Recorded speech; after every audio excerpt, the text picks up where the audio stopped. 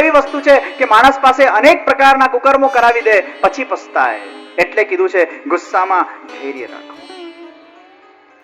એ ગુસ્સો આવે ને ત્યારે હંમેશા સ્વાર્થી બની જાઓ. આમાં મારું હિત છે કે નુકસાન છે? તમારું હિત હોય ને ગુસ્સો કરો. એ ગુસ્સો જો તમારા હિતમાં હશે સારું છે, સમાજના હિતમાં હશે સારું છે, ધર્મના હિતમાં હશે સારું છે, રાષ્ટ્રના હિતમાં હશે સારું છે, પણ હિંસક નહીં. એનો ઉપયોગ કરો. Emotions are there to be used, but we are used by the emotions. આપણે ઇમોશન્સ દ્વારા યુઝ થઈ ગયા છે, આપણે ઇમોશનને યુઝ નથી કરતા. અને નીકળી જાય ને એકવાર ગુસ્સો, મનમાં જો ભરાય નહીં ને તો હજી સારો, એ સાત્વિક છે. તમને કોઈના પર ગુસ્સો કર્યા પછી હૃદયમાં એવું થાય કે મેં બહુ ખોટું કર્યું, પસ્તાવો થાય, એનો અર્થ એ થયો કે તમારું હૃદય એ ક્લીન થઈ ગયું. પણ ગુસ્સો કર્યા પછી પણ તમને એવું પશ્ચાતાપ ન થાય મેં આ ખોટું કર્યું ને ભરાતો જાય, એ ગુસ્સો ક્રોધનું ફોર્મેશન લેશે. અને એકવાર હૃદયના અંદર આ ક્રોધ તત્વ આવી ગયું તો એ ક્રોધમાંથી ઈર્ષા જાગૃત થશે, એમાંથી દ્વેષ જાગૃત થશે, એમાંથી રિવેન્જિંગ ભાવના આવશે અને એમાં અશાંતિ આવશે. એ જ ક્રોધમાંથી પ્રિજુડાઇઝ માઇન્ડ થાય છે. આ માણસ એટલે ખરાબ જ છે, આ માણસે આવો જ છે, આ માણસ XYZ છે. એ વ્યક્તિ વિશેષ પ્રત્યે આપણા માઇન્ડના અંદર કોઈ પણ પ્રકારની નકારાત્મકતા આવી, એનો અર્થ છે કે તમારા અંદર મનનું સૌથી મોટું પોઈઝનસ રોગ એ દ્વેષ ઉત્પન્ન થઈ ગયું છે. દ્વેષ वो मन का सबसे बड़ा दुश्मन है.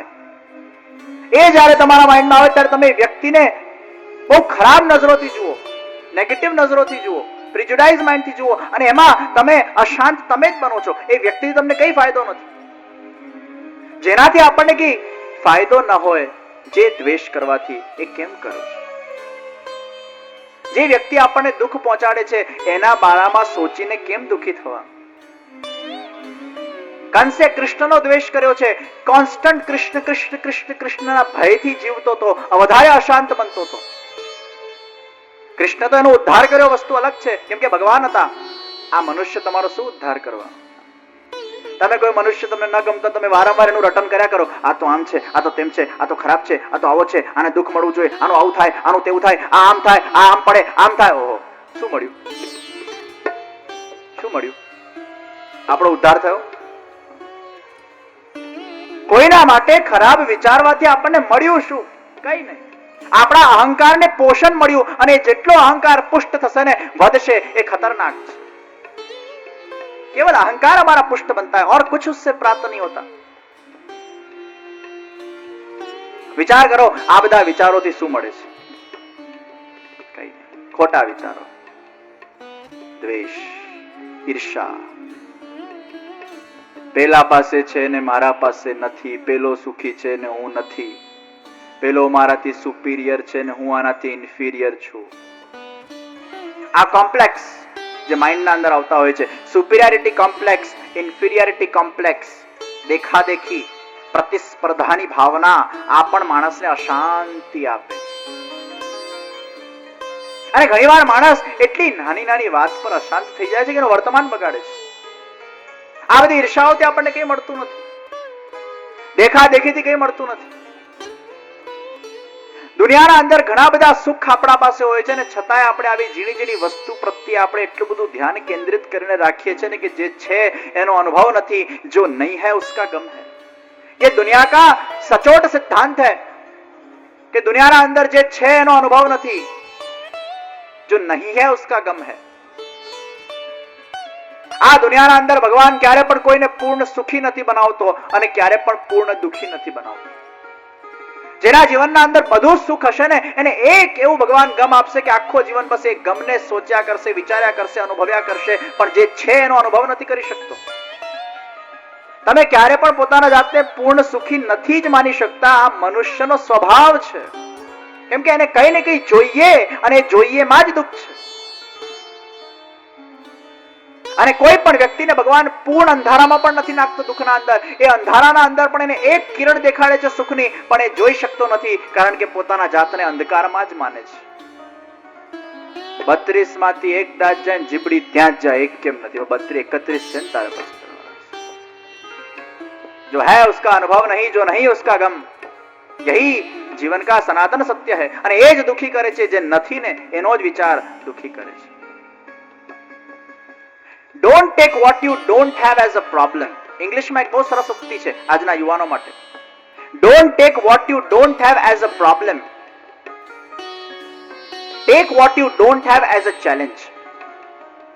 When you take what you don't have as a challenge, that challenge will be a game for you, and when you play a game you get fun। જે નથી એને દુઃખ રૂપે ન લો, જે નથી એને ચેલેન્જ રૂપે લો કે આને મારે પ્રાપ્ત કરવું છે, અને પ્રાપ્ત થાય તો પણ સુખ છે, ન થાય તો પણ સુખ છે। કારણ કે જ્યારે આપણે ગેમ રમતા હોઈએ ને એમાં હાર જીત થતી હોય છે, એ હારને પણ સ્વીકારીએ છીએ, જીતને પણ સ્વીકારીએ છીએ, એમાં ફન છે। એક ગેમ જ એવી છે કે જેમાં હારવામાં પણ મજા છે અને જીતવામાં પણ મજા છે। Take life as a challenge. What you don't have as a challenge. Don't take what you don't have as a problem. Otherwise that problem is going to be the nuisance for you, and more you will be in nuisance. You will find yourself in pain.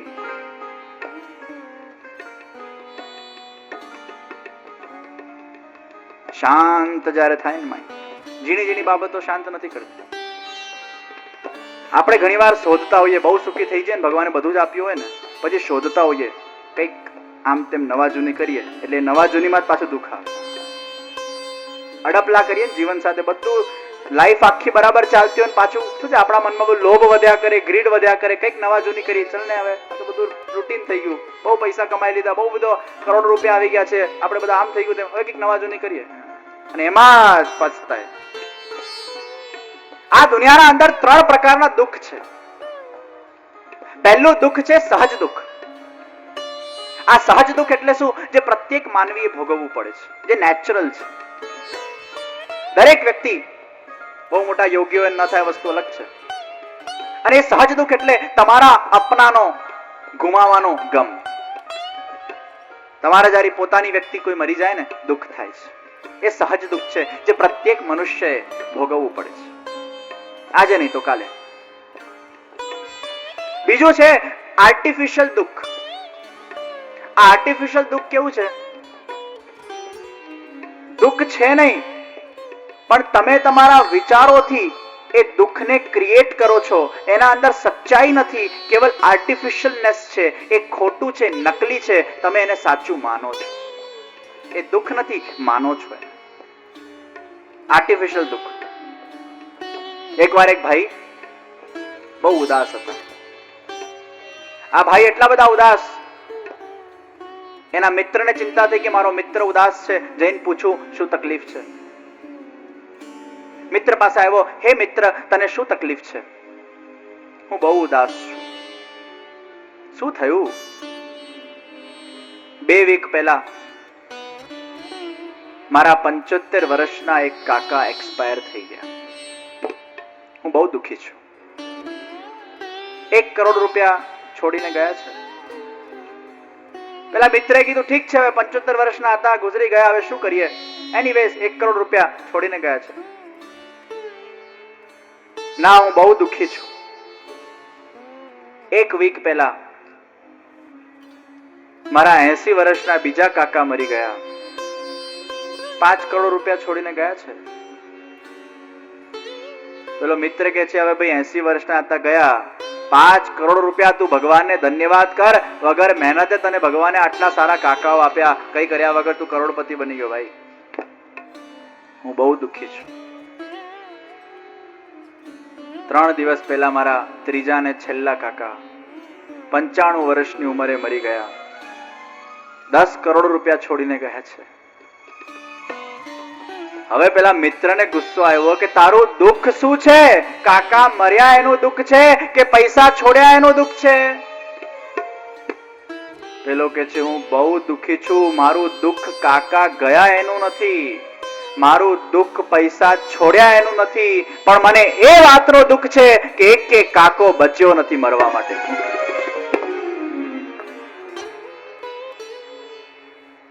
આજ તો મારી આજીવિકા હતી, હવે મને ક્યાંથી પૈસા મળશે?